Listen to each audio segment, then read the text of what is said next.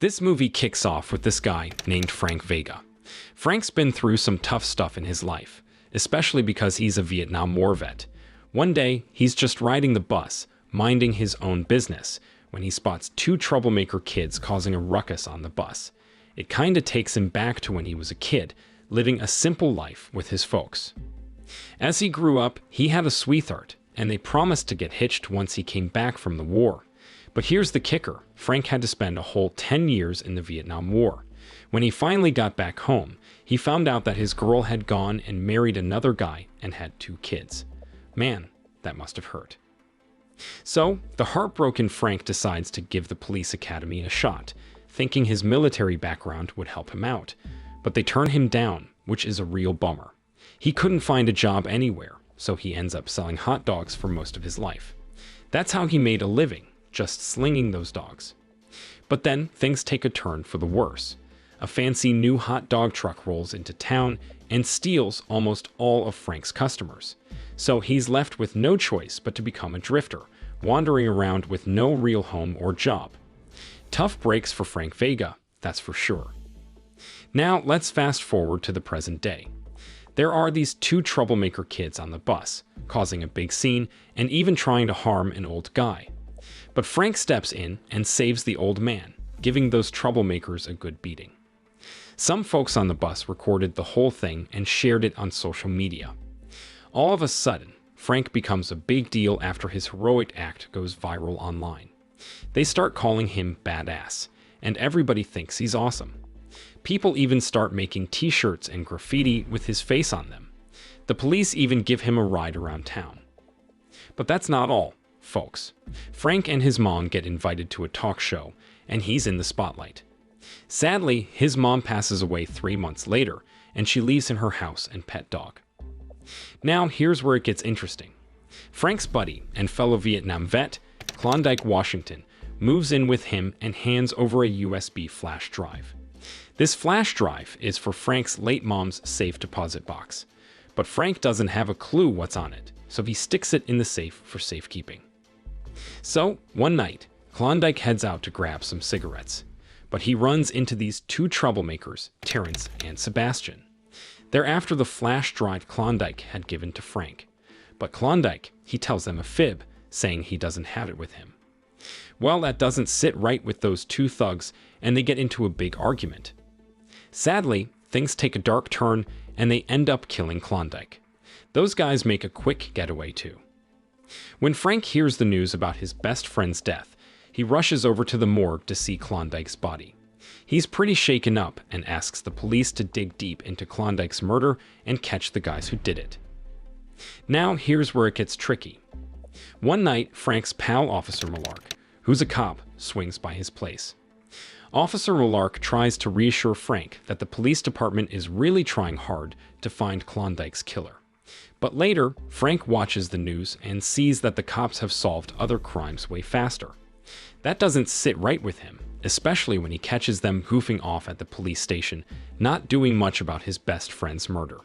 So Frank decides he's gonna take matters into his own hands and figure out this mystery himself. He's had enough of the police dragging their feet. Frank's on the case now. He starts by checking out the alley where Klondike got shot. After poking around a bit, he finds some empty bullet casings and a locket with a lady's picture inside.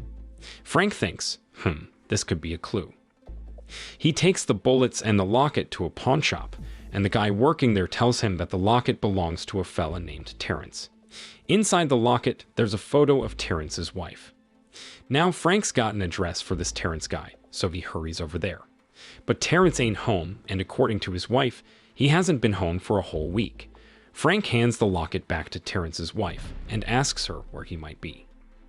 Terrence's wife spills the beans and says he used to play basketball with some buddies at a park. So Frank's off to that park in a hurry. When he gets there, he finds a bunch of guys playing hoops and goes up to them to ask about Terrence. Frank goes up to those young fellas at the park, thinking they might know where Terrence is, but instead of being helpful, those guys start making fun of Frank. Well, that really ticks him off, and he ends up giving them a good thrashing. Turns out, those guys were actually Terrence's pals. After Frank gets them to quit fooling around, They spill the beans and say they don't really know where Terrence is, but they mention a guy named Ronaldo who might have the scoop because Terrence and Ronaldo were tight buddies.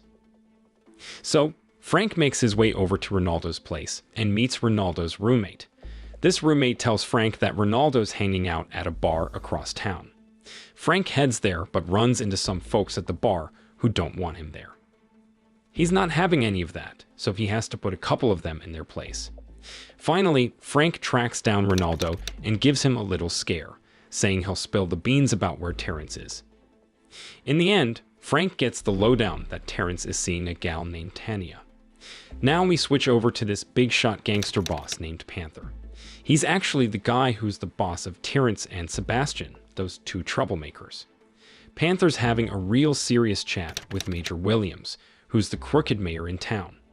The mayor's putting pressure on Panther to find that flash drive Klondike swiped real quick. Turns out that flash drive has some proof of the mayor's dirty deeds and corruption during his time in office. Turns out Klondike used to work for Panther, but he decided to quit and did something sneaky. He grabbed Major Williams' super important flash drive and ran off with it, betraying Panther in the process. So, Frank's on a mission, and he gets some help from his neighbor, a kid named Martin. They want to figure out what's on that flash drive. One evening, Frank pays a visit to Tanya, who works at a massage place. He asks her about Terrence, but she's not too helpful. So, Frank decides to tail her quietly when she's heading home from work. After sneaking into Tanya's place, Frank finally tracks down Terrence. He gets kinda rough with him to squeeze out info about who ordered the hit on Klondike. Terrence, being a bit tight-lipped, wasn't spilling the beans, so Frank decided to take matters into his own hands. He kinda forced Terrence's hand onto the kitchen trash can, hurting him a bit. Well, that did the trick, and Terrence finally spills the beans. Turns out Klondike got himself into some serious trouble. He got on the wrong side of a drug big shot named Panther. Klondike swiped that flash drive we've been talking about, and it had some secret info about digging an oil well in the neighborhood for Major Williams. Terrence even tells Frank where he can find this Panther guy. But before Frank heads out to face Panther, he goes home to get ready. But he hears a ruckus at Martin's place.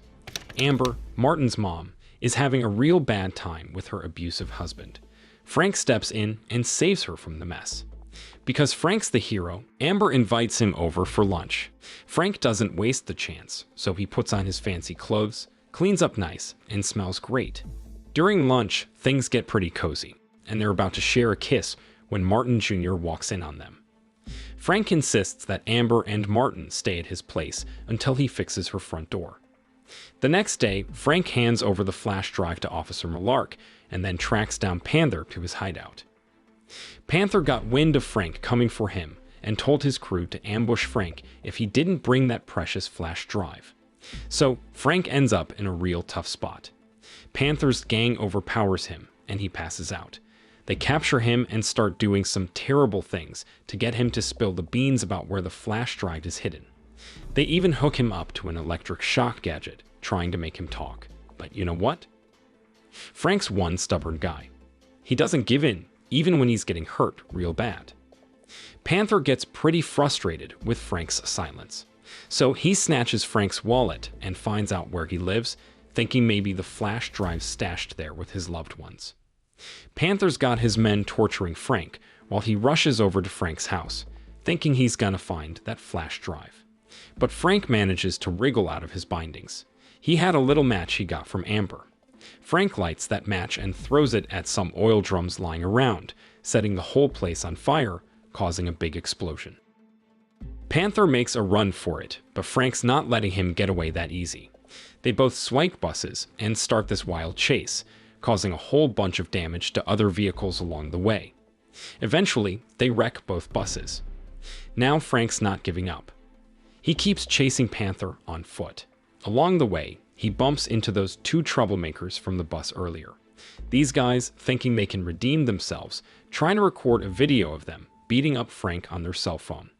But Frank shows them who's boss once again and keeps after Panther. Panther finally gets to Frank's house and finds Amber there. He threatens to harm her if Frank doesn't cough up the flash drive. But just in the nick of time, Frank shows up to rescue Amber. These two start fighting, and it spills all the way out to the front yard. Just when Panther's about to pounce on Frank again, Amber jumps onto Panther's back, trying to slow him down. This gives Frank the opening he needs to take down Panther for good. The cops finally catch Panther, and things get even juicier when they arrest Major Williams too. See, the media spilled the beans on their shady business. As for Frank, Amber, and Martin, they all live happily ever after. The end.